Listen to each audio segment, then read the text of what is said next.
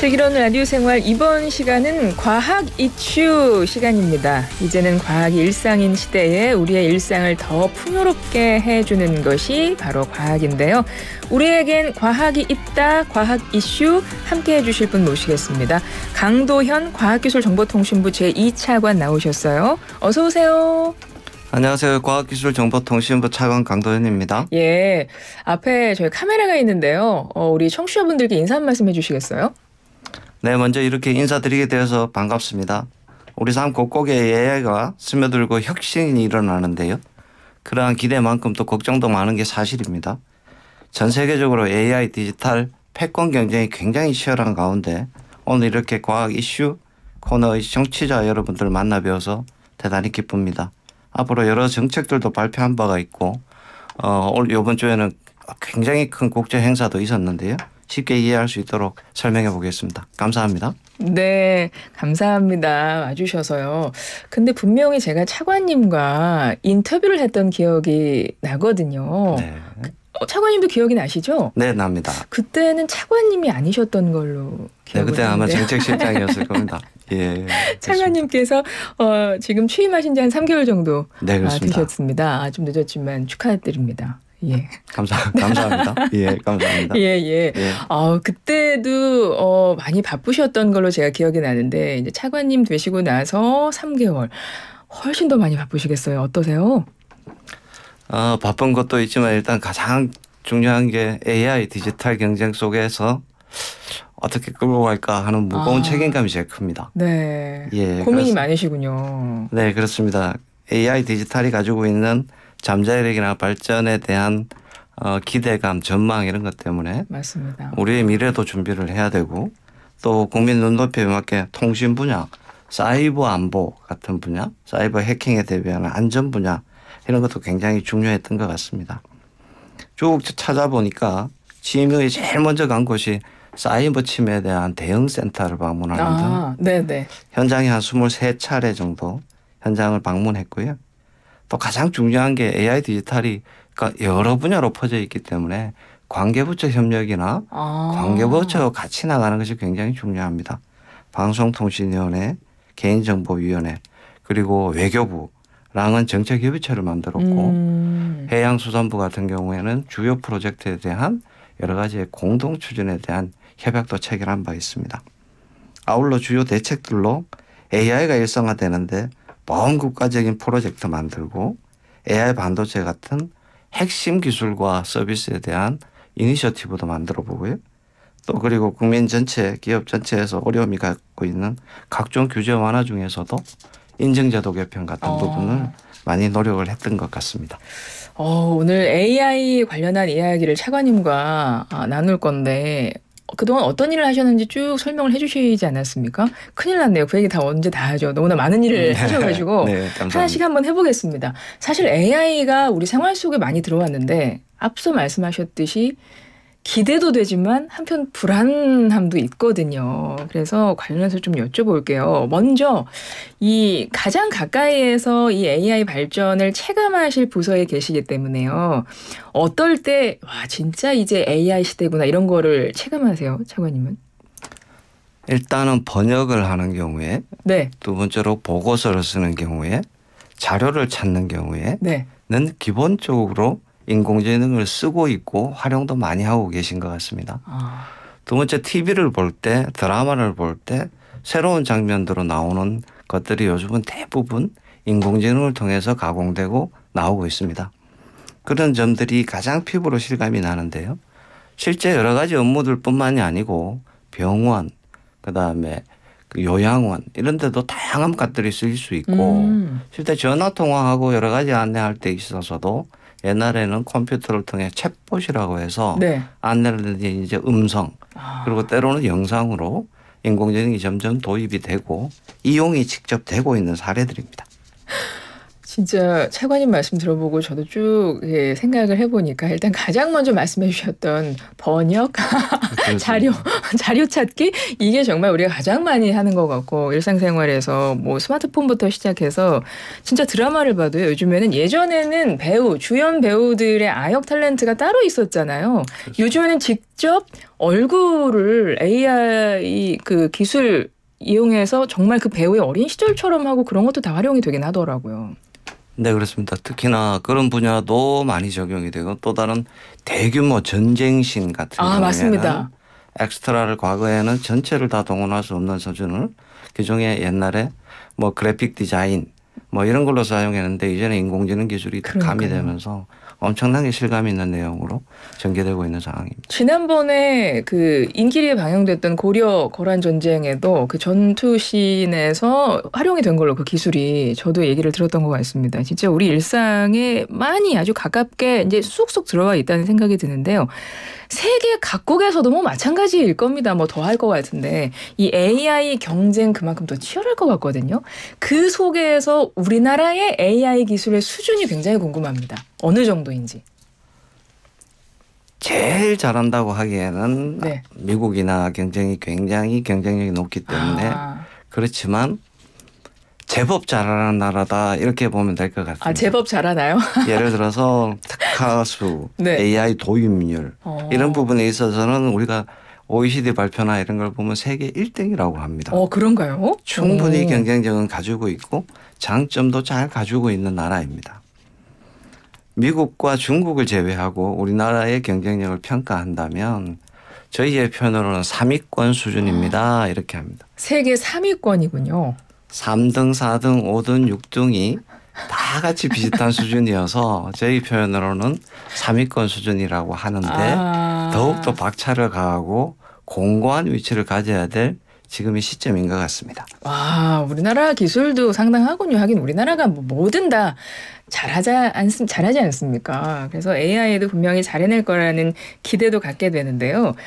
우리나라만의 강점, 우리만 갖고 있는 강점이 있을 것 같습니다. 어떤 거 꼽으세요? 인공지능이라고 하면 기본적으로 소프트웨어입니다. 소프트웨어가 그래서 우리가 소프트웨어 강하죠. 알고리즘을 어떻게 잘 개발하느냐. 그리고 두 번째 알고리즘이 개발되면 돌아가는 반도체 능력이 굉장히 중요합니다.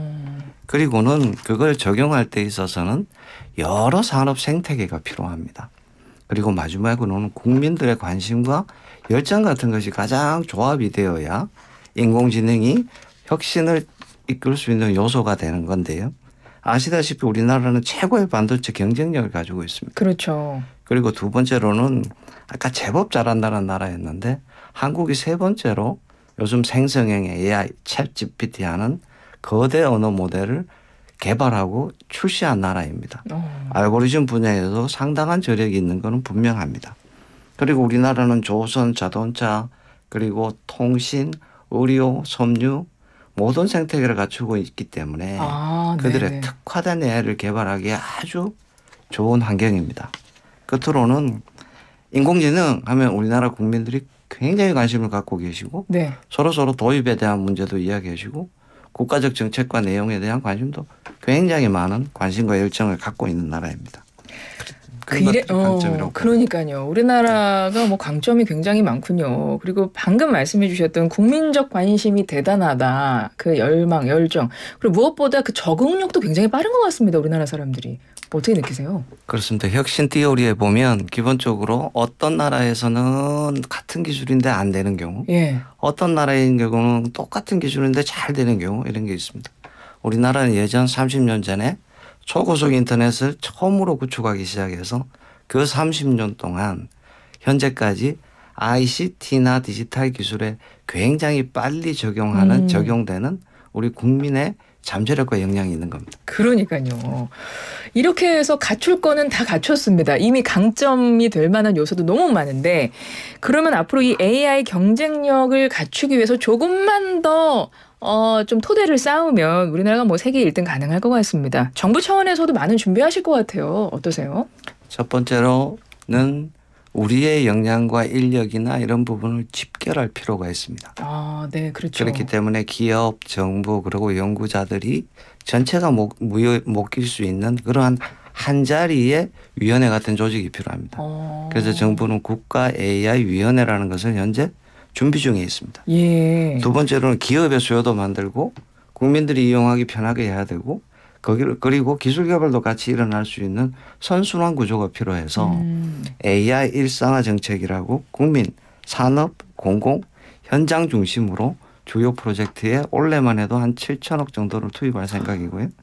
마지막으로는 핵심적인 기술을 전략적으로 개발할 필요가 있습니다. 네. 그렇기 때문에 인공지능도 소프트웨어, 인공지능도 하드웨어, 반도체 해서 AI 반도체 이니셔티브를 구축해서 9대 전략으로 집중할 계획으로 있습니다. 차관님께서 차관님으로 취임하시고 나서 아까 말씀하셨을 때 어깨가 무겁다라고 하셨는데 왜 그러신지 알 것 같습니다.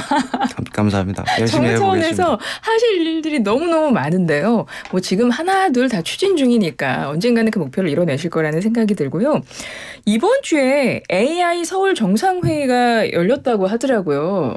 차관님 참석하셨죠? 네, 그렇습니다. 소개 좀 부탁드려요. 국민들이 AI 정상회의가 한국 그리고 서울에서 개최됐다는 것에서 굉장히 놀라셨을 거라고 생각합니다. 그러셨을 것 같아요. 전체적으로 AI 시대에서는 국제적인 규범을 새롭게 정리하는 논의가 활발합니다. 네. 그것도 영국과 미국 같은 영미국가 중심으로 빅테크를 대상으로 이렇게 했는데 비영어권이자 비영미권이자 그리고 최고의 기술력보다는 그 아래 단계에 있긴 하지만 한국에서 정상회의가 열렸다는 건 굉장히 의미가 있습니다. 그러면 몇 국이 참가를 했나요? 전체적으로는 약 25개국이 정상회의 그리고 장관회의 그리고 같이 열렸던 글로벌 포럼에 참여했고 총 인원들은 한 65명에서 70명에서 100명 정도의 대표단이 왔고 수행원으로 합치면 약 300명 정도가 같이 회의를 참석했습니다. 와, AI 서울 정상회의가 열렸습니다. 이건 우리나라 입장에서 어떤 의미로 봐야 될까요?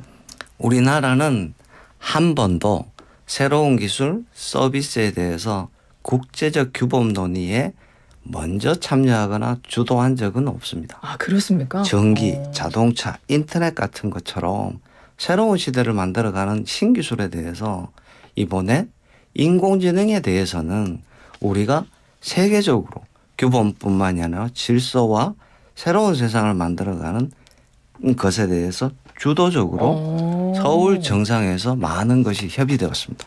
그렇군요. 우리가 새로운 AI 시대를 주도해 나간다는 굉장히 큰 의미를 갖고 있는 정상회의였군요. AI 서울 정상회의. 어떤 것들이 논의가 됐나요? 최초로 시작한 거는 작년 11월에 영국에서 시작을 했습니다. 서밋이라는 이름으로. 네네. 다양한 것도 많긴 하지만 정상들이 모이는 서밋 회의는 영국이 1차적으로 시작했고 그때는 안정성에 대한 AI 세이프티에 대한 문제를 집중적으로 다루면서 장관들의 성명으로 합의문 같은 것들이 있었습니다. 그러나 두 번째 한국에서 열려 있을 때는 안정성에 대한 내용을 굉장히 구체화시켰고요. 두 번째 안정성뿐만이 아니고 혁신 그리고 포용의 원칙도 함께 다루어서 명실상부하게 진정한 형태의 AI 정상회의라고 할 수 있을 것 같습니다. 세 가지 섹션이 있었는데 첫 번째로는 대한민국 대통령이 회의를 주재해 주신 정상 섹션이 있었습니다. 여기에는 영국, 프랑스, 독일 같은 주요 국가뿐만이 아니라 UN, OECD 같은 최고의 국제기구도 참여했고 알렌 머스크 그리고 에릭 슈미트 그리고 허사비스라는 유명한 AI 기업의 대표 우리나라에서도 이재용 회장님 그리고 이혜진 회장님이 같이 함께했던 정상회의가 있었고요.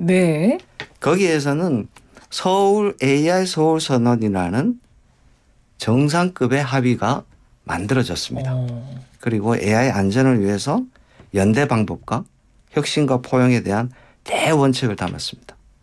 두 번째로 정상회의에 이어서 있었던 장관급 강요회의하고 그리고 세계 석각들이 함께했던 글로벌 포럼은 장소가 특이했습니다. 예, 어디서 열렸나요?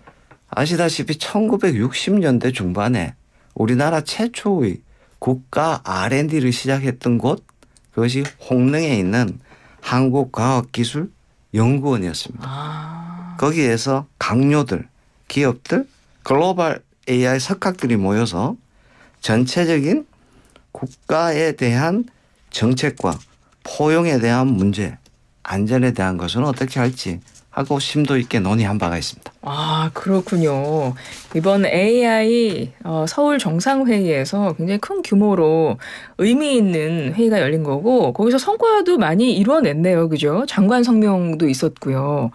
뭐 합의 문서 이런 것도 다 나온 거 아닙니까? 네, 그렇습니다. 우선 아까 말씀드린 대로 정상 섹션의 결과물은 블래칠리 선언, 아까 영국이 처음 시작했던 네네. 블래칠리 선언이 안전에 국한된 장관급 합의 문서였다면 이번 정상회의의 주요 결과물인 서울 선언은 안전뿐만이 아니고 혁신과 포용까지 인공지능이 담은 3대 가치를 우리나라가 주도했고 각국 정상들이 합의를 한 정상급 합의서라는 게 굉장히 의미가 있고요. 아울러 구체적인 후속 조치와 공조를 위해서는 서울 장관 선명도 있었고 특히나 독특한 부분은 한국 기업과 글로벌 기업이 서울 선언에 화답하는 식으로 서울 AI 기업 선언도 함께 있었습니다. 아, 그러니까요. 우리나라가 AI 시대에 이제 주도해 나가는 그 계기가 이번에 될 것 같은데 끝으로 요거 하나 짚어봐야 될 것 같습니다. 사실은 앞서 이 AI 시대에 대한 기대도 있지만 한편엔 불안함이 있습니다. 이게 부작용, 그 위험성 걱정하는 목소리도 좀 나오고 있거든요. 이거에 대해서는 어떻게 대응하실 계획이세요? 혁신에 대한 것들은 계속적으로 진행을 시키고 경쟁도 유발하고 정부가 새로운 기술도 만들어 가는데 기업들 활동을 뒷받침해야 될 것 같습니다. 예. 안전에 대한 문제는 여러 가지가 있을 수 있지만 실제로 아까 뉴스에서 나온 것처럼 딥페이크를 이용한 영상과 소리에 대한 악용 사례들 그리고 더 무서워지는 인공지능에 대한 문제를 사전에 체크하고 또한 잘못 사용되지 않게 하기 위해서 개발에 있어서 지켜야 될 원칙, 관리에서 있어서 지켜야 될 원칙 이런 것처럼 안정성에 대한 포괄적인 테스트와 그걸 검증하는 체제들을 만들어가는 것이 매우 중요한 시점이라고 생각합니다. 예, 그래서 그 부분에 대해서 이제 대응책도 세우신다는 말씀이에요. 5824번님, 옛날에는 컴퓨터 공학하면 미래가 밝다고 했는데 요즘 아이들에겐 AI 기술을 가르쳐야겠어요. 학교 교육에도 반영되면 참 좋겠어요. 이렇게 의견을 주셨어요. 예. 그리고 1181번님, 슬기로운 라디오 생활에도 퀴즈 내주는 AI가 있어요. 저희가 퀴즈가 있는데요. 네. 귀가진이라고 AI로 하거든요. 물론 저희는 이제 수동형 AI라는 개념으로 수동형 AI 아시겠나요, 차관님? 예, 제가 직접 읽습니다. 네네. 예. 예, 그래서 AI로 퀴즈를 내드린다는 거. 저희도 AI를 접목하여 AI 시대에 발맞춰 나가고 있다는 거. 끝으로 한 말씀 드리고요. 장관님 한 20초 남았습니다. 끝으로 앞으로 뭐 계획 한 말씀 해주셔도 좋을 것 같아요. 여러 안전에 대한 문제도 있고 우려도 있습니다. 실제로 교육에 대한 문제, 아까 주셨던 청취자분들이 주셨던 내용 차곡차곡 준비하고 있고 초등학교, 중학교 때부터 소프트웨어 AI에 대한 이해를 강좌를 만들어 갖고 준비하고 있는 것, 교과서에 대한 새로운 문제들을 접근하는 것들은 관계부처가 함께 준비하고 있습니다. 우리 인류가 역사상으로 보면 전기기관, 자동차, 인터넷 이럴 때 많이 당황한 적도 있습니다. 반대도 한 적도 있지만 길고 긴 논의 통해 우리 인류들은 새로운 기술도 만들어갔습니다. 그리고 혜택을 지금 누리고 있고요. 이제 AI 서울 정상회의를 계기로 대한민국도 글로벌 AI 디지털 가버넌스를 만드는 데 있어서는 앞서 나가겠습니다. 그리고 더욱더 강하고 경쟁력 있는 그러한 AI 국가, 모범 국가 이런 거 만들어가도록 열심히 노력하겠습니다. 알겠습니다. 장관님 끝으로 저희 화면에 앞에 카메라가 있는데요. 인사는 카메라를 좀 보고 해주셨으면 우리 청취자께서 다 옆모습을 보고 계셨을 거기 때문에요. 지금까지 강도현 과학기술정보통신부 제2차관이었습니다. 고맙습니다. 감사합니다.